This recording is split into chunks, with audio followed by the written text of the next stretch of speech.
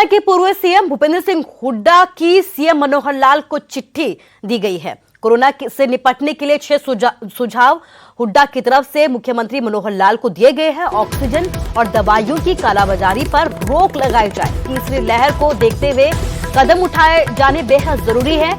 गरीब और मजदूर वर्ग के लिए विशेष पैकेज लागू किया जाए। इसके साथ ही संक्रमण काल में बच्चों की शिक्षा का सुचारू प्रबंध करना भी बेहद जरूरी है। इसके लिए शिक्षाविदों की कमेटी गठित करे सरकार। ऑक्सीजन व दवाइयों की कालाबाजारी के साथ अन्य प्रकार के भ्रष्टाचार पर भी तुरंत रोक लगाए सरकार। कोरोना की संभावित तीसरी लहर को देखते हुए अभी से पर्याप्त संसाधन जुटाने के लिए कदम उठाए जाने की जरूरत है।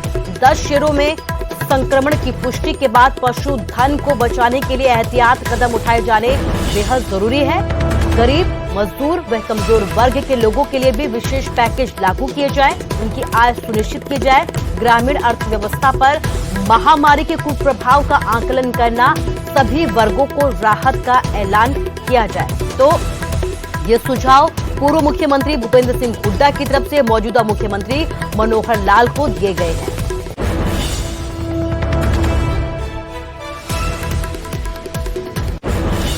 और अब बात भिवानी की करते हैं। कोरोना महामारी की दूसरी लहर ने पूरे देश को हिला दिया है। शहरों में हालात कुछ सुधरे, पर गांव में हालात ऐसे बिगड़े कि मौत का सिलसिला रुकने का नाम नहीं ले रहा है। केंद्रीय मंत्री और जनरल रह चुके वीके सिंह के गांव बापोड़ा में दर्जनों मौत हो चुकी है। इसका कारण गांव में टेस्टिंग और वैक्सीनेशन न होना माना जा रहा है। न केवल बापोड़ा गांव बल्कि हर बड़े गांव का आज यही हाल है। हालांकि अब प्रशासन और पंचायतें सतर्क हो गई हैं। गांव बापोड़ा में बीते कुछ दिनों में ही 25-30 लोगों की मौत हो गई और अब लोगों में इतना डर बैठ चुका है कि कोई घर से बाहर नहीं निकल रहा।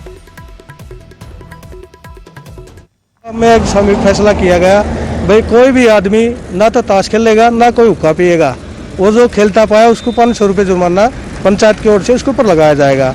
डीसी साहब के भी आदेश है भी कोई बैठकों में या कहीं प्रकार में किसी प्रकार का कोई हुक्का नहीं पिएगा।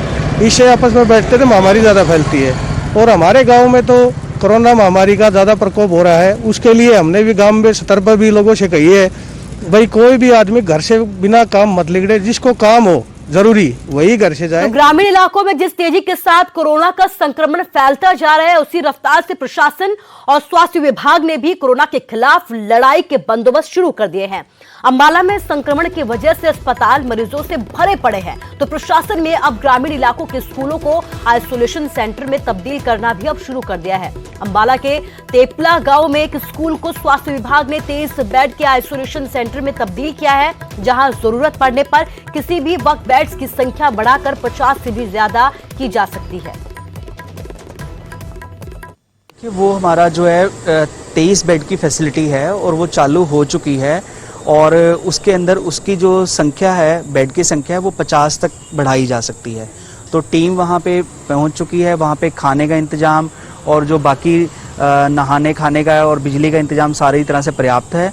और जैसे ही उस एरिया के मरीज तो उसमें दाखिल करने लिए, जिन लोगों के पास घर पे जगह नहीं है, ठीक है, जो माइल्ड सिम्टम्स हैं जिनको, तो उन सबको तेपला के अंदर जल्दी शिफ्ट कर। तो हरियाणा में कोरोना का कोहराम है। कोरोना की रफ्तार पर ब्रेक लगाने के लिए सरकार लगातार कई कदम भी उठा रही है। प्रदेश में पाबंदियां सख्त कर दी गई है, लेकिन सोनीपत में नियमों की उल्लंघना की तस्वीरें लगातार सामने आ रही हैं। दुकानदार शटर डाउन करके दुकान के अंदर ग्राहकों का जमावड़ा लगा रहे हैं और पुलिस प्रशासन सिर्फ मुख्य चौराहों पर चालान काटती हुई नजर आ रही है।